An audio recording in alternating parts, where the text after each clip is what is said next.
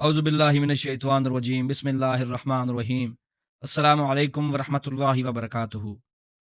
अब ये मेरा जो क्लिप है ये हुजर इब्न अदी से मुतल्लिक है कि उसके बारे में हम बात करें उस उन्वान पर, क्योंकि काफ़ी ज़्यादा लोगों ने मैसेजेस भी किए थे कि वो मुस्तदरक अल हाकिम की हदीस हैं और फिर उनके सहाबी होने पर इख्तलाफ है, तो फिर फाइनल वर्डिक्ट क्या होगी। तो इंशाल्लाह हम उस पर भी बात करेंगे और इस पर भी बात करेंगे ताकि ये उन्वान कुल्ली तौर पर आपके सामने खुलकर बयान हो जाए और कोई ऐसा अबहाम ना बचे जिससे ये तासुर मिलता हो कि ये बात जो है वो किस तरह सही मानों में लेकर चलेंगे। तो इस सिलसिले में मैंने अली मिर्ज़ा साहब जो कि हमारे लिए वसाविस की गाइड हैं, जहाँ से हम वसवसे अडॉप्ट करते हैं, मैं ये चाहता हूँ कि मैं उनके क्लिप को पहले सुनूं, फिर अगली जो मेरी नशिस्त होगी उस नशिस्त के अंदर मैं आपको बताऊंगा कि हुजर इब्न अदी सहाबी थे या नहीं, और फाइनल पार्ट में मुस्तदरक अल हाकिम की जो 13 रवायात हैं हम उसके ऊपर अपना तबसरा रिकॉर्ड कराएंगे। तो इंशाल्लाह आइए शुरू करते हैं अल्लाह सुब्हानहू व तआला के नाम से।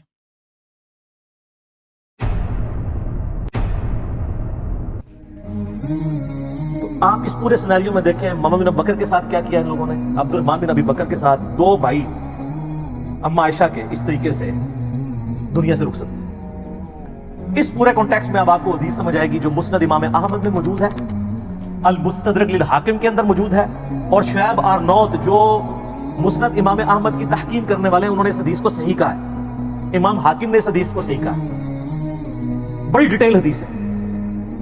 उसमें आता है कि हजरत मुआविया अपने दौर में हजरत आयशा से मिलने के लिए आए। इसमें सबसे पहले मुस्नद अहमद की एक रवायत को जिक्र किया गया है, जो इसके अंदर एक रावी हैं। मैं ये चाहता हूँ कि मैं साथ साथ बयान भी करता रहूँ ना, ताकि एंड पर सारों के इकट्ठे जवाब देना पॉसिबल नहीं होता। उस रवायत के अंदर एक रावी हैं अली बिन जैद, ठीक है, और अली बिन जैद के बारे में आइमा की बहुत सारी जुरूहात हैं। एक होता है ना कि कभी कभार जरा कर दी, चलो भाई, एक अदरा मुहद्दिस ने जरा कर दी, चलो भाई, नहीं, इसके अंदर बहुत सारे मुहद्दिसीन की जुरूहात हैं। जैसे इमाम इब्न साद तिब्कातुल कुबरा वाले, वो कहते हैं इसकी बहुत सारी अहादीस ज़ौफ पर मबनी है और इससे दलील नहीं ली जा सकती। इमाम अहमद बिन हंबल कहते हैं कि इससे कोई शय ना लो, ये ज़ईफुल हदीस है। इमाम इजली कहते हैं ये ज़ईफ है, इससे कोई हदीस ना लो, ये क़वी नहीं है, काबिल एतबार नहीं है। सॉरी, इमाम याह्या बिन मईन कहते हैं। इमाम इजली कहते हैं शिया था, इससे हदीस नहीं लेनी।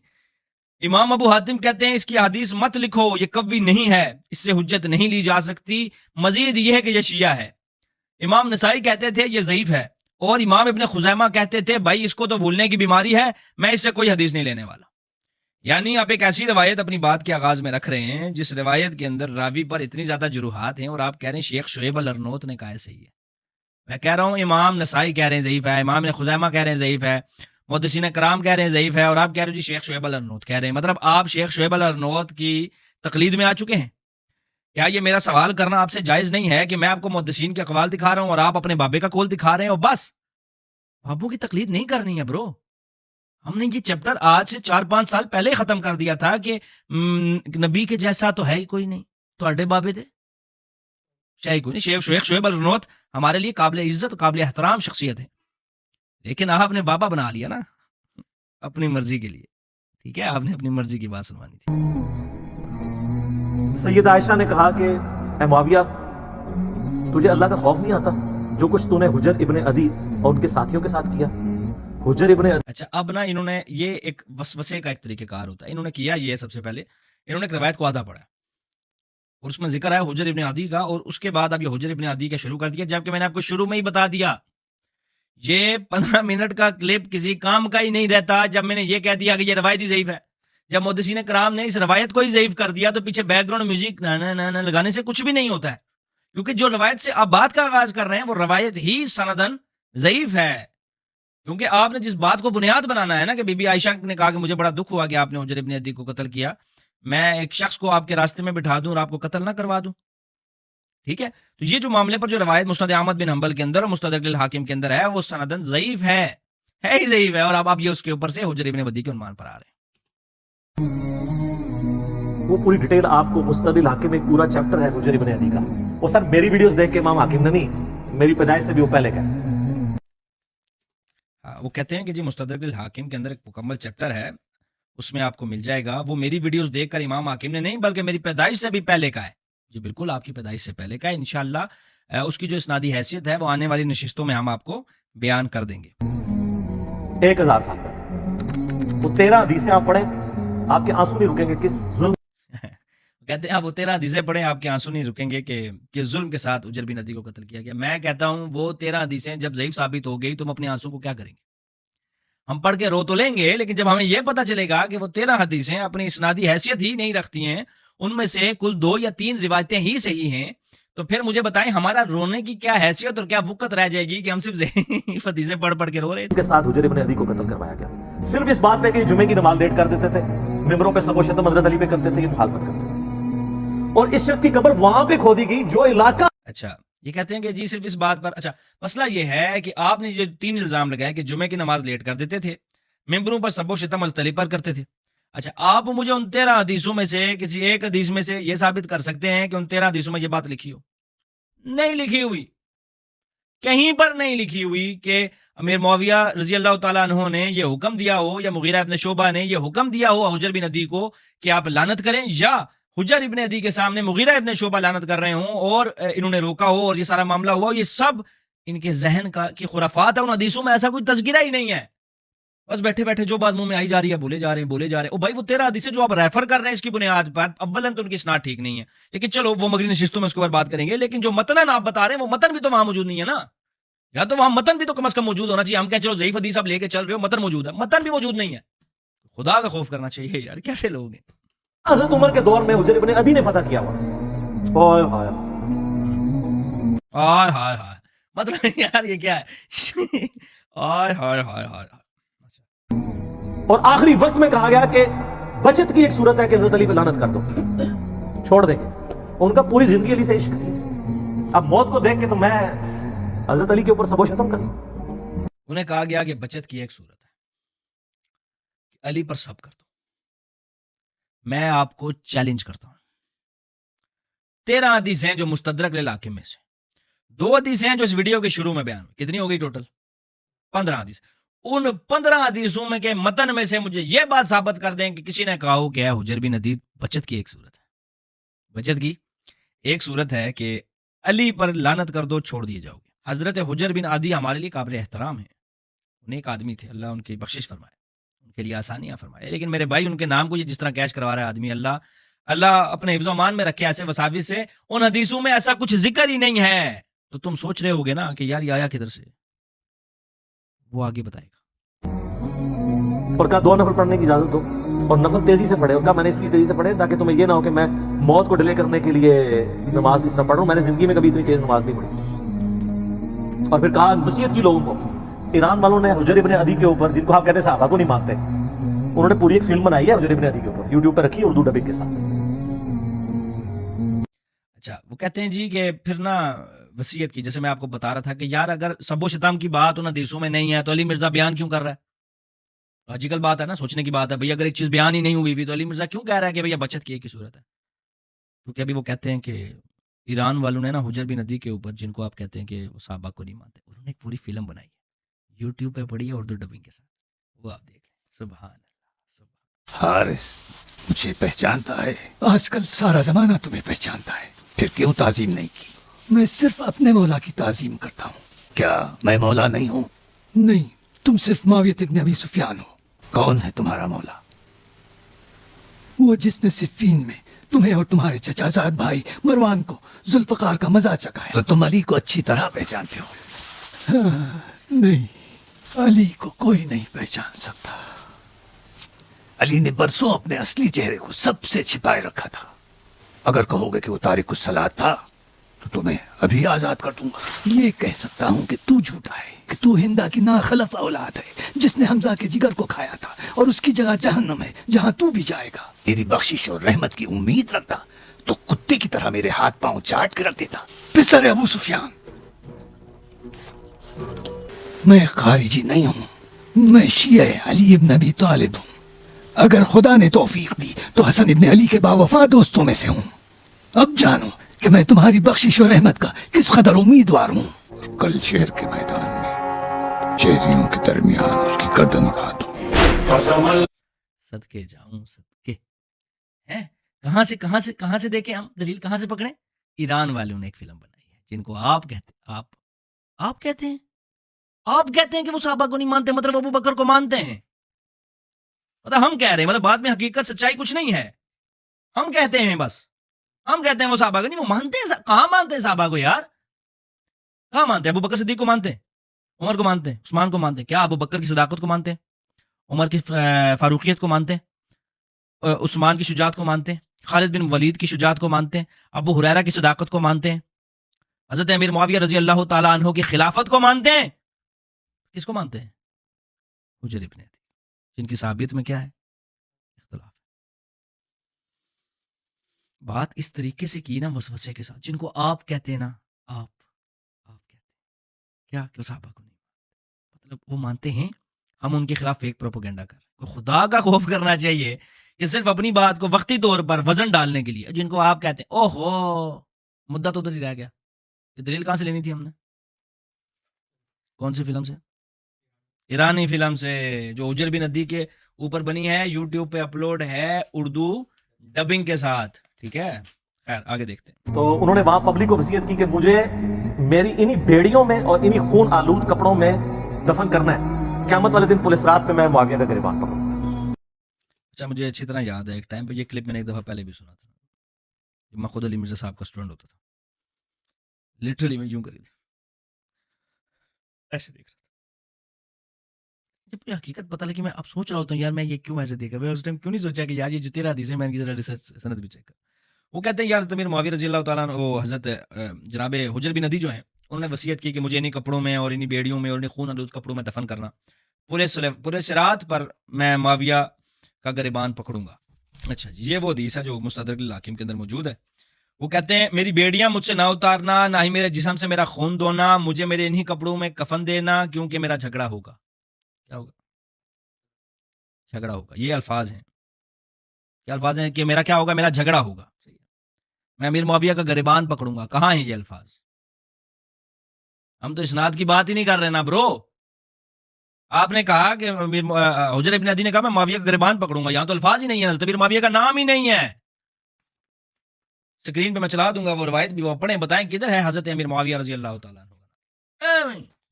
خود سے دل کر رہا تھا میرا۔ اب حجر ابن عدی ان کے ساتھیوں کے ایرانی قتل فلم ہوا، سیدہ عائشہ تو پھر بڑی دکھی تھی اس کی وجہ سے۔ تو حضرت معاویہ جب ملنے کے لیے آئے، مسند امام احمد المسند الحاکم میں موجود ہے، شعیب الروت نے کہا حدیث صحیح ہے۔ اچھا کہتا ہے شیخ شعیب نے کہا کہ یہ روایت صحیح ہے، نہیں تو ان 13 روایتوں کے بارے میں شیخ شعیب کیا کہتا ہے یہ کون بتائے گا؟ یہ میرے ہاتھ میں ریسرچ پیپر ہے، ٹھیک ہے، یہ میرے پاس ہی رہتا ہے، یہ حدیث نعمت کے طور پر برکتوں کے لیے میں نے اپنے پاس ہی رکھا ہوتا ہے 24 آور، جہاں میں لیٹا ہوں میرے تھرانے پڑا ہوتا ہے، برکتیں بڑی برکتیں اس کی۔ تو اس کے اندر آپ نے شیخ شعیب الرنود سے بھی لے لی، ارشاد اللہ قصری صاحب سے لے لی، حسین سلیم صاحب سے بھی لے لی، زبیر علی زئی صاحب سے بھی لے لی، امام حاکم سے بھی لے لی، امام ترمذی سے بھی تحکیم لے لی۔ مجھے بتاؤ یہ جو مستدرک للحاکم کی روایات اب لوگوں کو پڑھنے کا درس دے رہے تھے، اس وقت آپ نے کون سے محدث کی تحکیم یوز کی ان حدیثوں کو صحیح کہنے کے لیے؟ یہ کون بتائے گا؟ اچھا مزے کی بات، میں ایک اور بات پہ حیران ہو رہا تھا، یہ روایات انہوں نے ریفر کی ہیں، یہ پڑھی کیوں نہیں ہے؟ سوچنے کی بات نہیں ہے، مطلب میں آپ کو ریفر کر رہا ہوں کہ وہ 13 روایتیں پڑھ لیں، 15 منٹ بھی نہیں لگتے ہیں، یہ 15 روایتیں پڑھ کے فارغ ہو جاتے، 5 منٹ تبصرہ کرتے، ٹھیک ہے، 50 منٹ وہ ہو گئے اور 15 روایتیں ہو گئی تو بس کام ختم۔ لیکن کیوں نہیں پڑھی انہوں نے وہ 15 روایتیں؟ ان کو پتا تھا کہ ان روایتوں کے متون کے اندر جھول ہے، ان کی اسناد کے اندر جھول ہے، انہوں نے جان کے نہیں پڑھی، اگر یہ پڑھ دیتے تو اس کی تعویل بھی کیا پتہ یہ نہ کر پاتے۔ کہا معاویہ تجھے کوئی خوف نہیں آیا؟ تو نے حجر ابن عدی اور ان کے ساتھیوں کے ساتھ جو کچھ کیا، اور تجھے ڈر نہیں لگتا کہ میں ایک بندہ مقرر کروں جو چھپ کے تیرے اوپر وار کرے اور تجھے قتل کر دے؟ یعنی حضرت عائشہ کا غصہ کس لیول کا تھا؟ اچھا یہ وہی روایت ہے جس کی اسنادی حیثیت میں شروع میں بتا چکا ہوں، ٹھیک ہے، کیا معاویہ تجھے ڈر نہیں لگتا کہ خوف نہیں آیا، تو نے حجر ابن عدی کے ساتھیوں کو کے ساتھ جو کچھ کیا، تجھے ڈر نہیں لگتا کہ میں ایک بندہ مقرر کروں جو چھپ کر تیرے اوپر وار کرے اور تجھے قتل کر دے؟ یہ روایت کی میں سند ویڈیو کے سٹارٹ میں بالکل سٹارٹ میں بیان کر چکا ہوں کہ میں گریلا وار کروا کے تجھے مروا نہ دوں؟ تو انہوں نے کہا کہ ام المومنین ہم آپ سے ایکسپیکٹ نہیں کرتے کہ آپ ایسا کریں گی، کیونکہ ہم نے نبی علیہ السلام سے سنا ہے کہ مومن کبھی چھپ کے بات نہیں کرتا۔ لوگوں کو حدیثیں سنانی،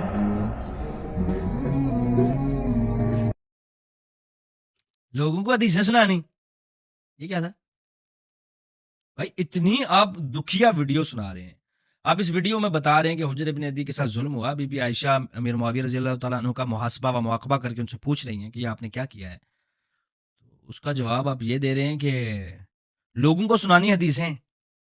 یہ کیا ہے؟ فیشن شو چل رہا ہے بھائی. آپ ایک جو جن کو آپ خود صحابی مانتے ہیں ان کے قتل کا واقعہ ڈسکس ہو رہا ہے, اس کے اندر لوگوں کو سنانی حدیثیں. یہ کیا ہے؟ کس کو؟ اما عائشہ کو. اور پھر کہا کہ اما یہ بتائیں آپ کا جو میں نے خرچہ پانی لگایا ہوا ہے اس معاملے میں تو اس کے بعد امیر معاویہ نے کہا کہ اماں یہ جو آپ کا میں نے خرچہ پانی لگایا, کیا لگایا؟ خرچہ پانی. الفاظ دیکھیں, یہ حدیث سے یہ کذاب آدمی ثابت کر سکتا ہے کہ حضرت امیر معاویہ رضی اللہ تعالیٰ عنہ نے اماں عائشہ کو ایسے بولا ہو؟ اگر نہیں کر سکتا اور کوئی ان کا سپورٹر یہ بات یہ لفظ خرچہ پانی ثابت نہیں کر سکتا تو مجھے بتائیں, آپ کو نہیں پتا کہ خرچہ پانی ہماری زبان میں کس کو کہتے ہیں؟ مطلب کسی کو فرق ہی نہیں پڑتا ہے, کسی کو فرق ہی نہیں پڑتا کہ آپ اماں عائشہ کے بارے میں کیا لفظ استعمال کرتے ہیں, ابو بکر صدیق کے بارے میں کیا بول رہے ہیں, عمر فاروق کے بارے میں کیا بول. میں اس دن ایک ویڈیو دیکھ رہا ہوں اس بندے کی, اس ویڈیو کے اندر کہہ رہا ہے کہ ایک دفعہ ابو بکر حضرت عمر آ رہے تھے, آگے سے حضرت ابو ہریرہ آ رہے تھے, تو حضرت ابو ہریرہ تعالیٰ نے کوئی بات کی حضرت عمر کو, تو حضرت عمر نے ابو ہریرہ کی پھینٹی لگا دی.